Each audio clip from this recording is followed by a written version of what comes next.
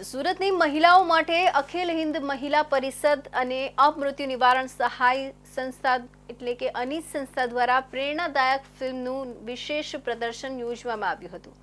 Entrepreneur નામની ગુજરાતી ફિલ્મને લઈને મહિલા સશક્તિકરણના સંદેશ સાથે આ કાર્યક્રમ યોજાયો હતો, જેમાં મોટી સંખ્યામાં મહિલાઓએ ભાગ લીધો હતો।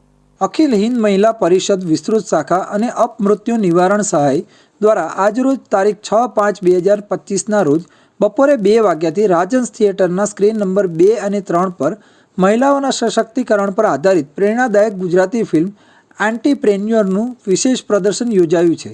આ કાર્યક્રમનો મુખ્ય હેતુ વિવિધ સંસ્થાઓ અને સમુદાયની મહિલાઓને પ્રેરણા આપવી અને સશક્ત બનાવવાનો છે, જ્યાં અંદાજે 600થી વધુ મુખ્યત્વે મહિલાઓ જ ફિલ્મ નિહાળશે।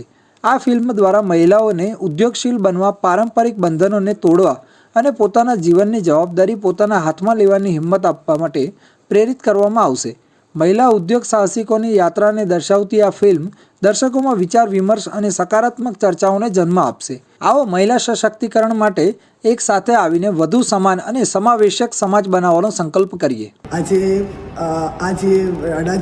રાજહંસમાં બંને સ્ક્રીન બુક કરીને 600 બહેનોએ જે એન્ટરપ્રિન્યોર પિક્ચર જોયું, એમાંથી ખરેખર કેટલીય બહેનોને આનાથી ઇન્સ્પિરેશન મળશે।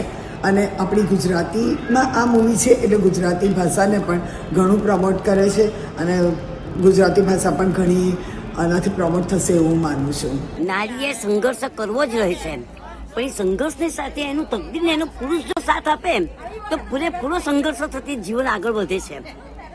નારીએ સંઘર્ષ કરતા શીખવું જોઈએ અને સંઘર્ષ કરીને જ આગળ વધવું જોઈએ।